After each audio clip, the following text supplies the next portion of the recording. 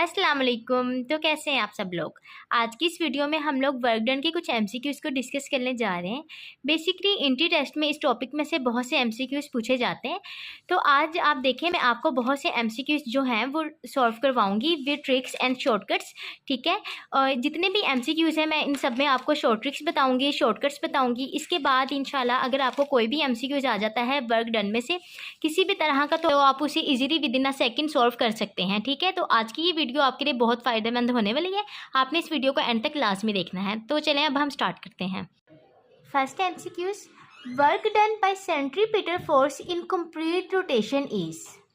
आपने जो बात हमेशा याद रखनी है वो ये है कि सेंट्रीपिटल फोर्स जो होती है वो हमेशा सेंटर की तरफ होती है और जो डिस्प्लेसमेंट होती है वो टूवर्ड्स टेंजेंट होती है। तो आप देखें जो फोर्स और डिस्प्लेसमेंट है इनके दरमियान जो एंगल है वो कितना बन गया है, ये इस तरफ है, ये यूं जा रही है, तो एंगल जो है वो 90 डिग्री बन गया। जब आप एंगल में 90 डिग्री पुट करेंगे तो वर्क डन जो है वो 0 के इक्वल आ जाएगा, क्योंकि cos 90 इज इक्वल टू 0 होता है। ठीक है, अब आप सेकेंड एमसीक्यूज देखें। A person weighing 40 kg walks on a level platform with the speed 2. The work done by the person against force of gravity is. अब आपने एक बात जो याद रखनी है इस एमसीक्यूज में वो ये है कि जो फोर्स ऑफ ग्रेविटी होती है वो हमेशा नीचे की तरफ होती है। ठीक है, अब देखें फोर्स ऑफ ग्रेविटी नीचे की तरफ है, एक पर्सन जो है वो तो सीधा जा रहा है। ठीक है, वो लिखा हुआ ना, a person weighting 40 kg walks on a level platform with the speed, यानी पर्सन जो है, जो एक आदमी है वो बिल्कुल सीधा जा रहा है। ठीक है, वो तो ये डिस्प्लेसमेंट कवर कर रहा है ना, लेकिन जो फोर्स ऑफ ग्रेविटी है वो नीचे की तरफ है, तो जो फोर्स और डिस्प्लेसमेंट के दरमियान एंगल है वो दोबारा 90 डिग्री है, तो दोबारा जो वर्क डन होगा वो हमारे पास कितना हो जाएगा, 0। ठीक है, हाँ जी, तो अब देखेंगे MCQs, which of following is largest unit of work. तो अब आप बताएं कि इनमें से कौन सा यूनिट है वर्क का जो लार्जेस्ट है। तो आप इस टेबल को एक दफ़ा देख लें। इस टेबल में देखने के बाद आपको अंदाज़ा होगा कि जो ये है वैल्यू 3.6 मेगाजूल, ये इन सबसे बड़ी है, तो यानी जो लार्जेस्ट यूनिट होगा वर्क का वो यही होगा। ठीक है, आपने इस पूरे टेबल में जितनी भी वैल्यूज़ हैं वो आपने एक दफ़ा देख लेनी है, क्योंकि ये बहुत इंपॉर्टेंट वैल्यूज़ हैं, ये एमसीक्यूज़ में अक्सर पूछी जाती हैं। यानी आपको जो आंसर है वो आपका कैलोरी में आ रहा होगा, वो आपको कहेंगे कि इसे जाउल में कन्वर्ट करके बताएं, तो आपको पता होना चाहिए कि एक कैलोरी जो होता है वो 4.18 जाउल के इक्वल आता है। ठीक है, अब इन सब की वैल्यूज याद रखें। आपको पता होना चाहिए कि एसआई यूनिट क्या है वर्क का, ये भी एमसीक्यूज में पूछा जाता है, तो आपको पता हो कि जाउल जो है वो एसआई यूनिट है वर्क का। इसके अलावा जो कैलोरी है वो थर्मोडायनामिक यूनिट है। आप बाकी यूनिट्स के बारे में भी देख लें और वो किसके इक्वल होता है ये भी आप देख लें। ठीक है, तो अब आपका इस एमसीक्यूज का जो आपका आंसर आएगा वो आएगा किलो जाउल। और next MCQs, direction of work done on body is in the direction of applied force, applied displacement. इस एमसीक्यूज में बहुत से स्टूडेंट्स मिस्टेक भी करते हैं, तो इस एमसीक्यूज को सॉल्व करते वक्त आपने एक बात का ख्याल रखना है कि जो वर्क डन है वो हमारे पास एक स्केलर क्वांटिटी है। ठीक है, जब वर्क डन हमारे पास एक स्केलर क्वांटिटी है मतलब इसका मैग्नीट्यूड होगा लेकिन इसकी डायरेक्शन नहीं होगी, तो इसलिए इसका आंसर जो होगा वो नन होगा। ठीक है, A person stands holding an object of mass 2 kg at a height of 5 meter. Work done is. अब इस एमसीक्यूज में जो आपने पॉइंट नोट करना है वो ये है, A person stands holding an object. अब देखिए, पर्सन ने तो होल्ड किया हुआ है ऑब्जेक्ट को, उसने कोई भी डिस्टेंस तो कवर नहीं किया, उसने होल्ड किया हुआ है ऑब्जेक्ट को, तो डिस्प्लेसमेंट जो होगी वो 0 हो जाएगी। डिस्टेंस तो उसने कोई भी कवर नहीं किया, उसने होल्ड किया हुआ है ऑब्जेक्ट को, तो जब डिस्प्लेसमेंट 0 हो जाएगी वर्क डन भी इज इक्वल टू 0 हो जाएगा। ठीक है, नेक्स्ट एमसीक्यूज, इस एमसीक्यूज में उन्होंने हमसे पूछा है work done bye boy, work done by weight and work done by friction. ठीक है, आपने एक बात हमेशा याद रखनी है, frictional force always act in opposite direction of motion of an object. ठीक है, अब मोशन जो है, देखें इधर बॉय जो है वो मूव कर रहा है इस साइड पे, लेकिन जो फ्रिक्शन फोर्स होगी ना वो इसकी ऑपोजिट डायरेक्शन पे लगेगी। ठीक है, तो अब आपने इस एमसीक्यूज को सॉल्व करना है। अब work done bye boy F d cos theta के इक्वल होता है।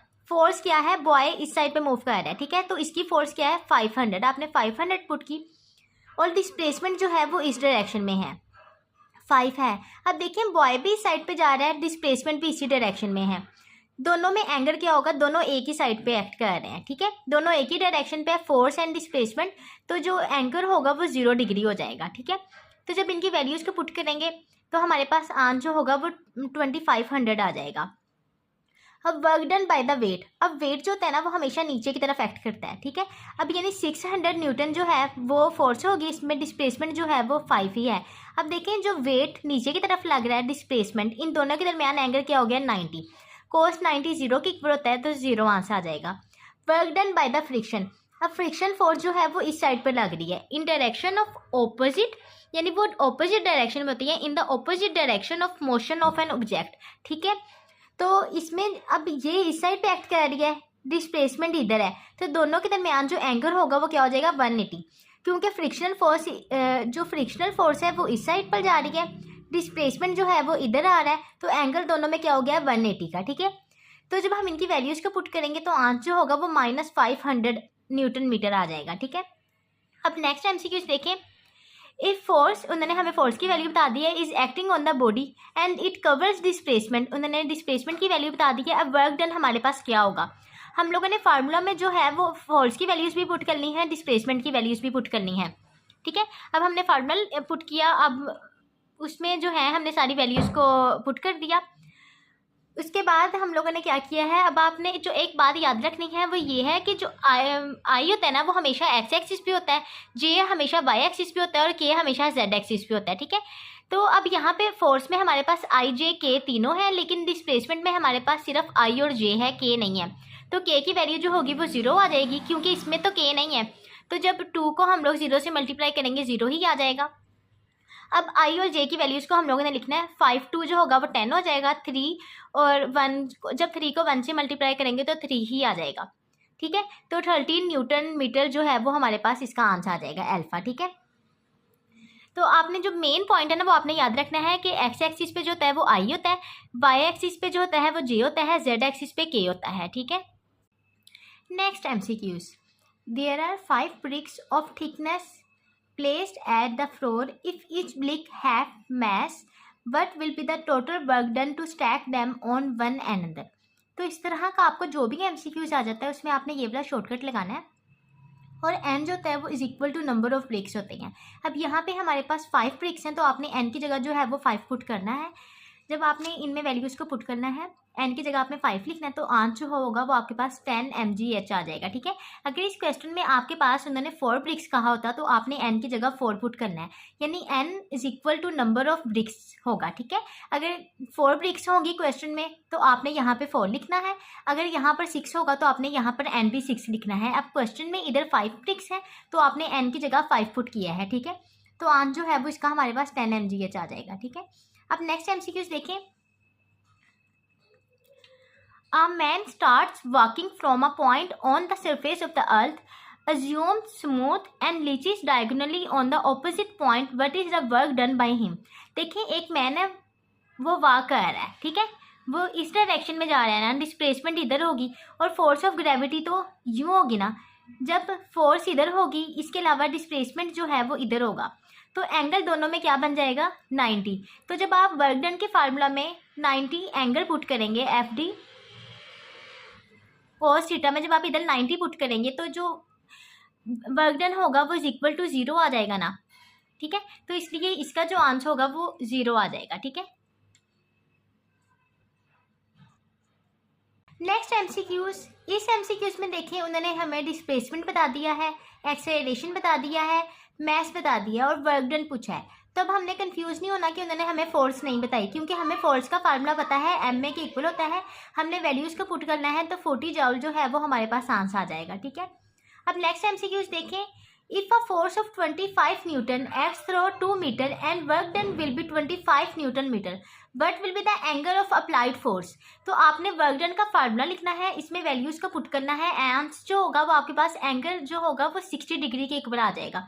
अब देखिए आपको पता है, आपको पता होना चाहिए, ये वैल्यूज़ जो है वो आपको याद होनी चाहिए कि कोस 60 डिग्री जो होता है वो 1/2 के इक्वल होता है, ठीक है। तो जब कोस 60 1/2 के इक्वल होता है तो मतलब अब जब आप कोस का इन्वर्स लेंगे 1/2 का तो वो 60 डिग्री के इक्वल आ जाएगा, ठीक है।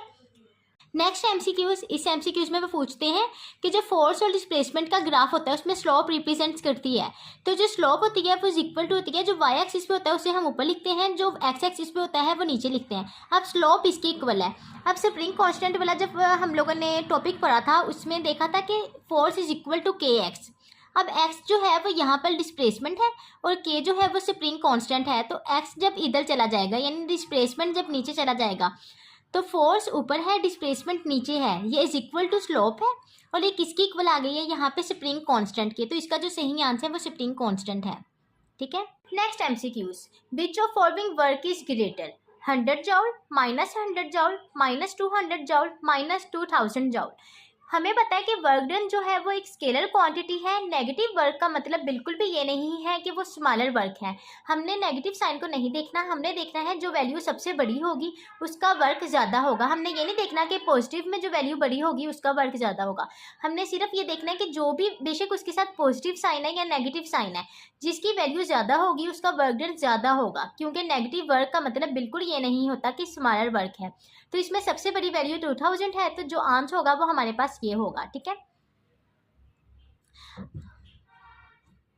अब जो दूसरा है एमसीक्यूज वो देखें, विच of following work is greater. अब इन दोनों की वैल्यूज बिल्कुल सेम है, तो दोनों, अब हमने पॉजिटिव या नेगेटिव साइन को नहीं देखना, दोनों की वैल्यूज बिल्कुल सेम है। एक के साथ पॉजिटिव है, एक के साथ नेगेटिव है, तो दोनों का वर्क डन जो होगा वो बिल्कुल सेम होगा। तो इसका जो सही आंसर होगा वो ये होगा। ठीक है।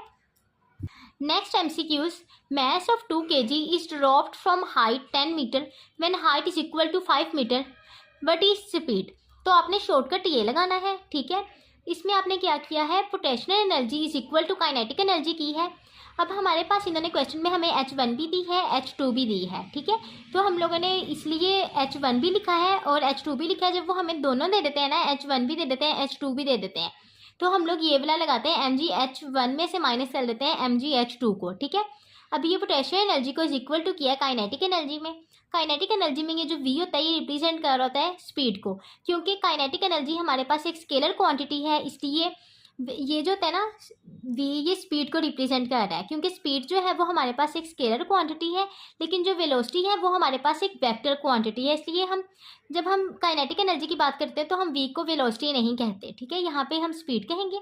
हमने ये शॉर्टकट अब फार्मूला लगाया, इसमें वैल्यूज़ को पुट किया, g की जगह 10 पुट किया, h1 जो है वो बड़ी वाली है 10 और h2 जो है वो छोटी वाली है, हम लोगों ने 5 लिखा। अब जब वैल्यूज़ को पुट किया तो आंसर हमारे पास ये आ गया, √500। नेक्स्ट एमसीक्यूज, इस एमसीक्यूज में वो हमसे पूछते हैं नेट वर्क डन कितना होगा, टोटल वर्क डन कितना होगा, पॉजिटिव वर्क डन कितना होगा एंड नेगेटिव वर्क डन कितना होगा।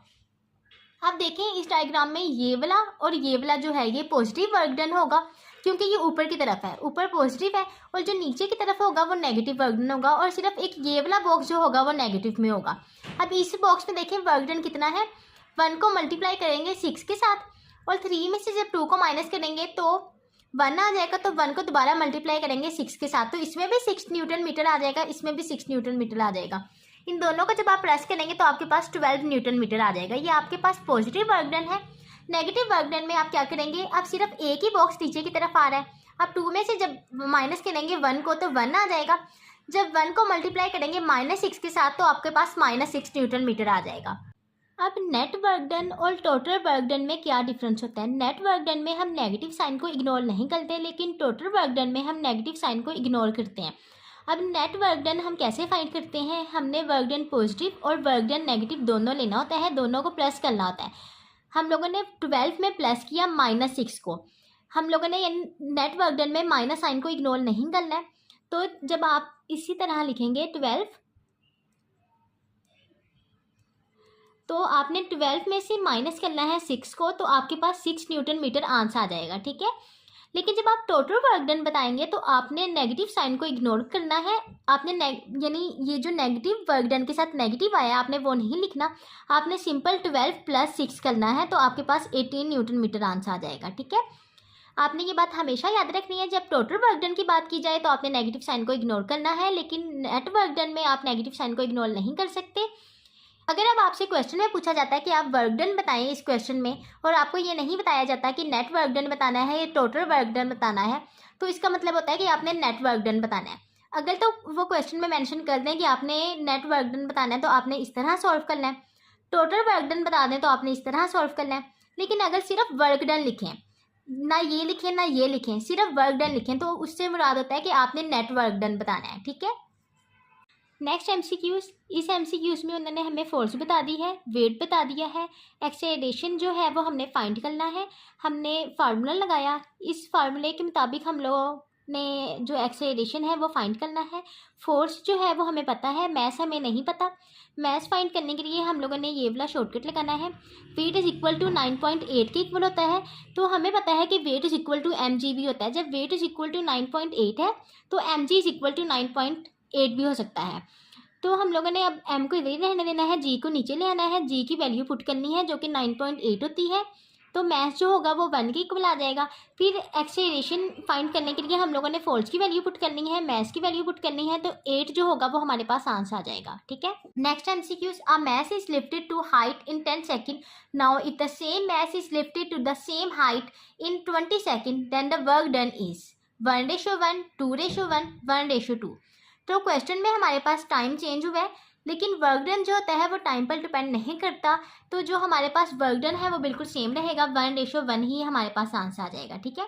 नेक्स्ट क्वेश्चन में देखें, विच of following is correct for force displacement graph. ठीक है, ग्राफ हमारे पास ये है, वो हमसे पूछते हैं कि कौन सी which of following is correct for force and displacement graph. ठीक है, तो अब हमने इसका वर्क डन फाइंड करना है। तो अब हम कैसे फाइंड करेंगे, अब देखिए इस क्वेश्चन में हमारे पास ये जो लाइन है ये बिल्कुल स्ट्रेट नहीं है। जब हमारे पास लाइन बिल्कुल स्ट्रेट होती है ना, तो इस ग्राफ का जो हम लोग वर्क डन फाइंड करते हैं वो इस शॉर्टकट से करते हैं कि हम लोग हाफ यानी 1/2 लिखते हैं और उसे मल्टीप्लाई करते हैं जो यहाँ से लेके यहाँ तक का डिफरेंस होता है, और उसे मल्टीप्लाई करते हैं जो यहाँ से लेके यहाँ तक का डिफरेंस होता है। ठीक है, तो हमने ये वाला शॉर्टकट लगाया जब हमारे पास स्ट्रेट लाइन होगी। लेकिन ऊपर वाले क्वेश्चन में हमारे पास जो लाइन है वो इससे ऊपर है। ठीक है, तो जब इससे ऊपर है तो मतलब 36 जावर से जो है वो अब हमारे पास आंसर ग्रेटर आना चाहिए। ठीक है, लेकिन अगर लाइन जो है वो ऊपर ना होती, नीचे की तरफ होती, यानी यूं बनी होती, नीचे की तरफ होती। ठीक है, तो जब लाइन नीचे की तरफ होती ना, फिर हम लोग कहते हैं कि अब लेस देन 36 आएगा। ठीक है, जब बिल्कुल स्ट्रेट है तो आंसर 36 जावर आ रहा है, लेकिन अगर जो लाइन है वो इससे ऊपर होगी तो मोर देन 36 आएगा, और जब नीचे होगी तो लेस देन 36 आंसर आएगा। अब इसमें लाइन ऊपर की तरफ जा रही है तो वो ग्रेटर देन 36 जो होगा वो हमारे पास आंसर होगा। Next MCQ, total work done in figure. अगर फिगर क्लोज्ड होगी तो हमारे पास जो वर्क डन होगा वो 0 के इक्वल आएगा। ठीक है, ये बात आपने हमेशा याद रखनी है कि अगर हमारे पास क्लोज्ड फिगर है तो जो वर्क डन होगा वो इज इक्वल टू 0 आ जाएगा। ठीक है। Next MCQ, work done will B 0.4। तो अब आप देखें इनमें से कौन से केस में जो होगा फिगर जो होगा वो क्लोज हो जाएगा या पैथ जो होगा वो क्लोज हो जाएगा। तो वो orbiting moon around the earth, जब हम इसकी बात करेंगे तो इसमें जो हमारे पास होगा क्लोज पैथ बन जाएगा, तो वर्क डन जो होगा वो 0 के इक्वल हो जाएगा। ठीक है, अब नेक्स्ट एमसीक्यूज देखें, इसमें हम लोगों ने इस फिगर में हमने बताना है कि वर्क डन कितना होगा। अब देखिए ये इन्होंने एक रेक्टेंगल बनाई हुई है, इस तरह का कोई भी एमसीक्यूज आ जाए तो उसे सॉल्व करने की ट्रिक होती है कि इन दोनों के दरमियान जो डिस्टेंस होगा, ये डिस्टेंस बताया हुआ है, ये सॉरी हमें डिस्प्लेसमेंट बताया हुआ है इस डायरेक्शन में, और इधर हमें फोर्स बताई हुई है। तो 6 में से जब 2 को माइनस करेंगे 4 आ जाएगा, 4 को मल्टीप्लाई करना है, जब 4 में से माइनस करेंगे 2, तो यानी 4 में से माइनस करेंगे 2 को 2 आएगा, 6 में से माइनस करेंगे 2 को तो 4 आएगा, तो 4 को मल्टीप्लाई करना है 2 के साथ, तो 8 जॉल जो होगा वो हमारे पास आंसर आ जाएगा। ठीक है। नेक्स्ट एमसीक्यूज, अब जो हमें इस तरह की फिगर्स बनी हुई आ जाएंगी उन्हें सॉल्व करने का जो शॉर्टकट होगा वो ये होगा, हमने हाफ को मल्टीप्लाई करना है जो हमारे पास इसका डिफरेंस आएगा और जो इसका डिफरेंस आएगा।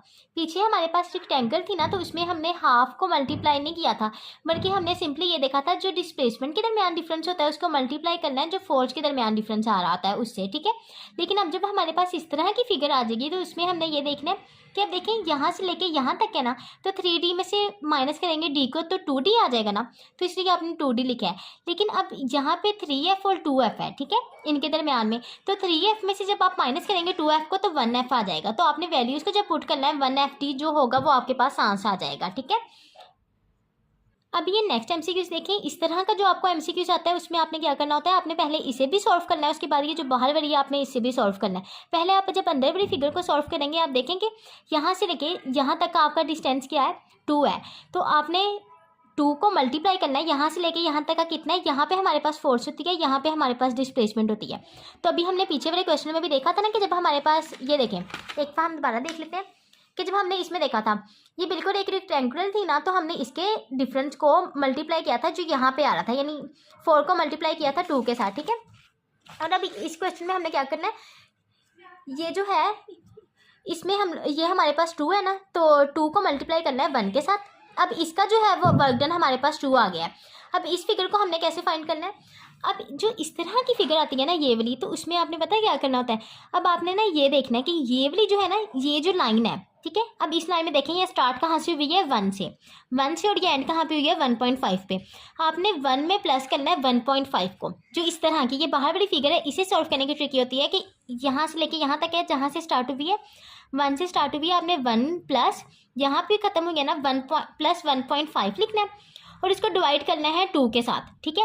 और इसे मल्टीप्लाई कर देना है जो इन दोनों का डिफरेंस होगा।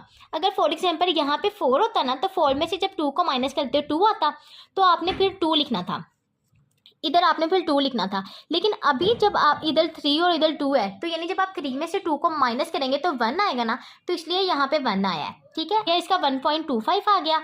अब जब आपने 2 में 1.25 को प्लस करना है, तो आपके पास जो है वो 3.125 न्यूटन मीटर आंसर आ जाएगा, ठीक है। इस तरह के जो हमें फिगर्स आ जाती हैं उन्हें कैसे सॉल्व किया जाता है? देखें, अब ये जो है लाइन, इसके नीचे जो हमारे पास डिस्प्लेसमेंट आ रही है वो 15 और 10 है। 15 में से 10 को माइनस करेंगे 5 आ जाएगा। और ये पूरी जो फिगर है ये कहाँ से स्टार्ट हुई है? ये वाली 0 से, और एंड कहाँ पे हुई है? 20 पे। 20 में से माइनस करेंगे 0 को तो 20 आ जाएगा, ठीक है। अब देखें 5, जब 15 में से 10 को माइनस किया था तो हमारे पास 5 आया था, 5 में प्लस करना है। जब 20 में से माइनस किया था 0 को, 20 आया था 20 में। अब 5 को प्लस करना है 20 में, उसे डिवाइड कर देना है 2 के साथ और उसे मल्टीप्लाई करना है। जो फोर्स यहाँ पे आ रही होगी, तो यहाँ पे कौन सी फोर्स आ रही है? 20। तो इसे जब मल्टीप्लाई करेंगे 20 के साथ, तो 250 जॉल जो होगा वो हमारे पास आंसर आ जाएगा, ठीक है। अब जो हमें इस तरह की फिगर्स आएंगे उन्हें इस शॉर्टकट से सॉल्व करना है। इसके अलावा जो इस तरह की फिगर्स आएंगे उन्हें इस शॉर्टकट से सॉल्व करना है। किसी हमने रेक्टेंगुलर वाले जो फिगर्स होते हैं उनका शॉर्टकट भी देखा है। इसके अलावा जो इस तरह की फिगर्स आएंगे उन्हें इस शॉर्टकट से सॉल्व करना है, ठीक है। अब इस तरह का कोई भी फिगर आ जाएगा तो वो आप इन शॉर्टकट से सॉल्व कर सकते हैं इजीली, ठीक है। Next MCQs, rotational work done हमने बताना है। हम लोगों ने फार्मूला लगाया, हम लोग के पास 270 डिग्री है, तो हम लोगों ने डिग्री को रेडियन में कन्वर्ट करना है। जब भी हमने डिग्री को रेडियन में कन्वर्ट करना था तो उसे हम मल्टीप्लाई करते हैं पाई बाय 180 से। तो जो भी हमारे पास आंसर आता है वो रेडियन में होता है, ठीक है। अब आपको कोई भी अगर डिग्री आ जाए, वैसे भी किसी एमसीक्यूज में भी आ जाए, डिग्री आपको दी गई है 60 डिग्री दी गई है, 30 डिग्री दी गई है, 180 डिग्री है या 270 डिग्री है, तो आपने उसे पाई बाय 180 से मल्टीप्लाई करना है। अब फॉर एग्जांपल अगर इस क्वेश्चन में उन्होंने आपको 180 जो है वो डिग्री दी होती, ठीक है, 180 आपको डिग्री दी होती, तो उसे आपने अगर रेडियन में कन्वर्ट करना है तो आपने क्या करना था? 180 को आपने मल्टीप्लाई करना था पाई बाय 180 के साथ, ठीक है। तो आपके पास पाई जो है वो रेडियन आ जाना था। अभी इस क्वेश्चन में आपके पास 270 डिग्री था, तो आपने पाई बाय 180 से इसे मल्टीप्लाई किया तो आपके पास ये रेडियन में आंसर आ गया, ठीक है। आपने वैल्यूज़ को पुट किया, अब जो आंसर है वो आपके पास 60 पाई जॉल आ जाएगा इसका, ठीक है। नेक्स्ट एमसीक्यूज, इस एमसीक्यूज में वो हमसे पूछते हैं work done 2 is greater than work done 1 और work done 2 is smaller than work done 1, ठीक है। ये दोनों वर्क डन जो हैं वो इक्वल हैं। तो जो बात आपने याद रखनी है वो ये है कि gravitational force, electric force and elastic forces, ये तीनों हमारे पास कंजर्वेटिव फोर्सेस होती हैं। इनका जो वर्क डन होता है ना वो डिपेंड नहीं करता पाथ पे, ठीक है। पाथ हमारे पास जो मर्जी है, वर्क डन ने उस पर डिपेंड नहीं करना, वर्क डन ने हमेशा सेम रहना है। तो इसलिए ये जो अब हमारे पास दी गई है फिगर, ये हमारे पास है इलेक्ट्रिक फोर्सेस की, ठीक है। पॉजिटिव और नेगेटिव साइन है, ये हमारे पास है इलेक्ट्रिक फोर्सेस। तो वर्क डन जो है इस पर डिपेंड नहीं कर रहा कि कौन सा रास्ता है, क्या है, वर्क डन ने जो है वो सेम रहना है, इसलिए work done 1 is equal to work done 2 होता है, ठीक है। दोनों का वर्क डन जो है वो बिल्कुल सेम है। नेक्स्ट एमसीक्यूज, देखिए ये जो फिगर है ना ये फ्रिक्शनल फोर्स की है। देखिए ये फ्रिक्शन इन्होंने दी हुई है ना, तो जो बात आप लोगों ने याद रखनी है, टेंशन हो, डायरेक्ट फोर्स हो या फ्रिक्शनल फोर्स हो, ये नॉन कंजर्वेटिव होती हैं, यानी पैथ पे ये डिपेंड कर रही होती हैं। ये डिपेंड करती हैं कि रास्ता कैसा है, कितना वर्क डन उस पर होगा। तो अब ये फिगर हमारे पास क्या है? ये हमारे पास नॉन कंजर्वेटिव है, फ्रिक्शनल फोर्स की है। तो अब देखें इसमें जो हमारे पास ना 3 वर्क डन दिए हुए हैं, 1, 2 एंड 3। सबसे ज़्यादा किस रास्ते पर जाते हुए वर्क डन किया जाएगा? देखें ये तो सीधा है, इसमें तो हमें ज़्यादा वर्क की ज़रूरत नहीं पड़ेगी, बिल्कुल स्मूथ रास्ता है। लेकिन इसमें देखें कितनी ज़्यादा फ्रिक्शंस होंगी। हम कहते हैं ना किसी रास्ते में जितनी ज़्यादा रुकावटें होंगी तो हमें वर्क डन उतना ही करना पड़ेगा। अगर किसी जगह पर जाते हुए बहुत ज़्यादा या कोई भी काम करते हुए बहुत रुकावटें हैं, ठीक है, तो फिर उसमें हमें वर्क भी उतना ही करना पड़ेगा। तो इसलिए जिसमें हिंड्रेंस ज़्यादा होगी उसमें वर्क डन जो होगा वो ज़्यादा हो जाएगा। ये तो बिल्कुल स्मूथ है, इसकी निस्बत इसमें वर्क डन ज़्यादा होगा, इसमें हमें थोड़ा सा यूँ जाके फिर यूँ, इसमें वर्क डन इसकी निस्बत ज़्यादा होगा। ये तो बिल्कुल स्मूथ है, ये बिल्कुल स्मूथ नहीं है, इसमें हमें थोड़ा सा ऊपर जाके फिर आना पड़ेगा। ठीक है, तो पहले सबसे ज़्यादा वर्क डन हमें 3 में करना पड़ा क्योंकि बहुत ज़्यादा हिंड्रेंस होगी, उसके बाद 2 में और उसके बाद 1 में।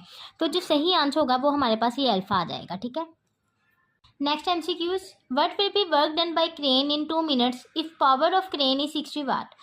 हमें पावर का फार्मूला पता है, power is equal to work done by time. ठीक है, तो अब जो हमारे पास, अगर अब हमने वर्क डन फाइंड करना है तो हमने पावर को इधर ही रहने देना और टाइम को इधर ले जाना है। टाइम जो है उसकी वैल्यू हम लोग सेकंड्स में लिखते हैं।